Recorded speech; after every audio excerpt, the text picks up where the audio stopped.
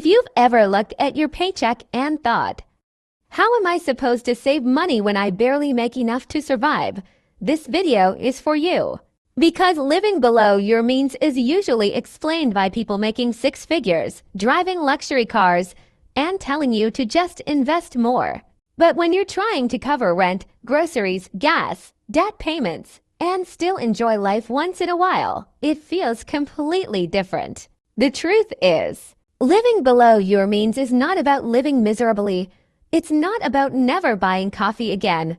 And it's definitely not about pretending you're rich online while stressing every night in real life. It's about creating enough space between what you earn and what you spend, so your money stops controlling your life. And yes, you can absolutely do that even on a lower income. Why most people feel broke no matter what they earn. A lot of people think income is the entire problem. And sometimes it is a problem. Everything is expensive right now. But there's another issue most people never notice. Lifestyle expansion. Every time life gets slightly better, spending quietly grows with it. You get a raise, your subscriptions increase. You start earning overtime. You order food more often. You finally pay off something. You reward yourself with new monthly payments. And suddenly, even though you technically earn more, you still feel trapped. That's why some people making decent money are constantly stressed, while others with average incomes feel calm and stable. The difference is margin. People who live below their means create breathing room, not because they're perfect, not because they never spend money, but because they intentionally spend less than they could. That gap changes everything. Stop trying to look financially successful. One of the biggest money traps today is trying to look financially successful instead of becoming financially stable. A lot of spending comes from pressure, wanting to keep up, wanting comfort after stressful days, wanting to feel successful, wanting quick happiness. And companies are very good at making spending feel emotional. Treat yourself. You deserve it. Buy now, pay later. But here's what nobody says. Buying things to relieve stress usually creates more stress later, because future you still has to deal with the credit card bill. Living below your means sometimes means accepting that your life may not look flashy right now. Maybe your car isn't impressive. Maybe your apartment is simple. Maybe you cook at home more often. But peace is underrated. Being able to sleep without constant financial panic is underrated. Not feeling terrified every time your phone buzzes with a banking notification, that's underrated too. The secret is learning low-cost enjoyment.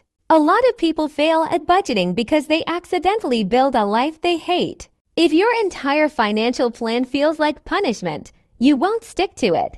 That's why the real skill is learning how to enjoy life without constantly spending money. Some of the happiest people financially are not the people buying everything.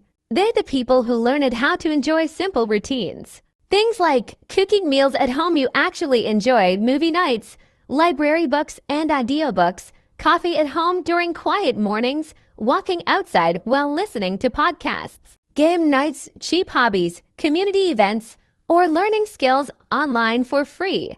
The goal is not never spend.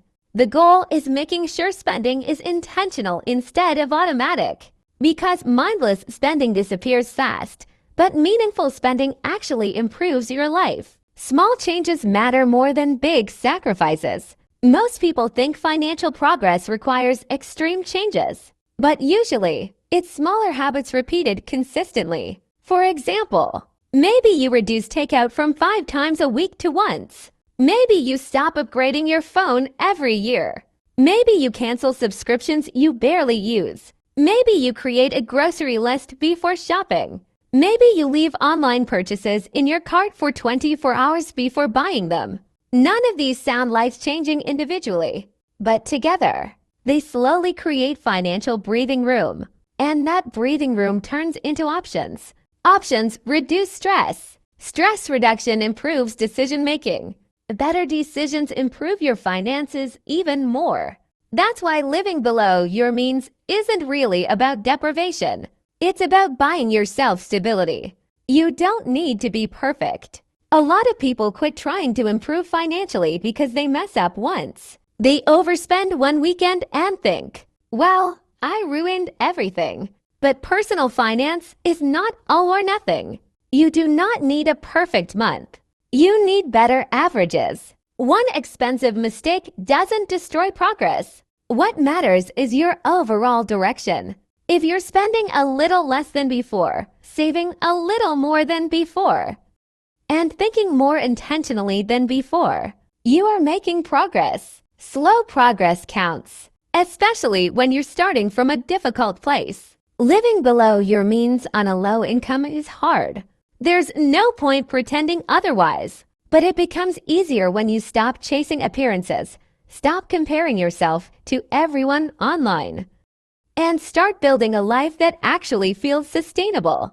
A peaceful financial life usually looks boring from the outside, but from the inside, it feels like freedom. And honestly, freedom is worth more than looking rich. Thanks for watching and see you in the next video.